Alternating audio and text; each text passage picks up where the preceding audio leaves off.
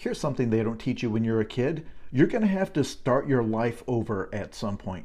Every single adult I know has had to do this at least once with their career or their marriage or their social circle or everything. This is so true, and it's why I use astrology to help you all understand the turning points in your life and when they might happen. When you are looking at big things happening in your lives, you can actually take a look at your birth chart and see where the transits are. One of those cycles relates to your annual profections. And a lot of times, if you're in a 12th house year, that will be a time of ending and releasing and shutting things down because you're getting ready for a new cycle starting with the first house.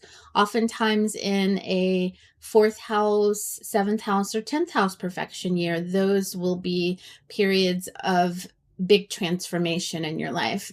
We're looking at the nodal return and nodal opposition, which a lot of people with their nodes in Pisces and Virgo will have coming up soon. That's at ages 18, 36, 54, 72, 27, 45, and 63. A lot of times eclipses, depending on what's going on with your chart, will bring big transitions. We can look at another timing technique called secondary progressions. And many times when you get to that balsamic moon phase, you will be shutting down a larger 27 or 30-year cycle. And so a lot of times things will change there at the new moon, the full moon, the quarter moon.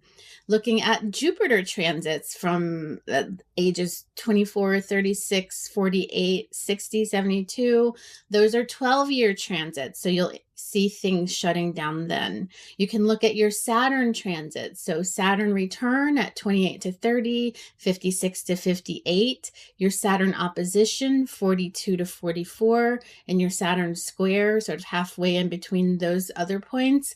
You'll recognize big changes, taking on more responsibilities, going back and deciding what you want to do. Then there are the midlife transits that happen around 42 to 44. So there we're looking at your Uranus transits, your Uranus opposition. You're looking at Neptune square, your Neptune opposition. The Pluto transit is going to be different depending on your generation. So if you're born in the 90s, you're not going to experience that until your 40s and 50s, but people who were older had that in their 30s. So looking at these things helps you to understand a little bit more about what's going when things totally turn around in your life. With respect to national transits with the outer planet, things can change over cycles. So you see all of the lines that are above that horizontal, black horizontal line are more active periods. And when the wave dips down below, they're usually consolidation and release periods. And so this is no different than the sun rising and setting each day. So we have gotten to a point where we have forgotten the cyclical nature of our reality. And that is one of the things that I want to help you to realize in your own life, because when you do come across those times of turmoil and transition, you'll understand that it's just part of a larger cycle.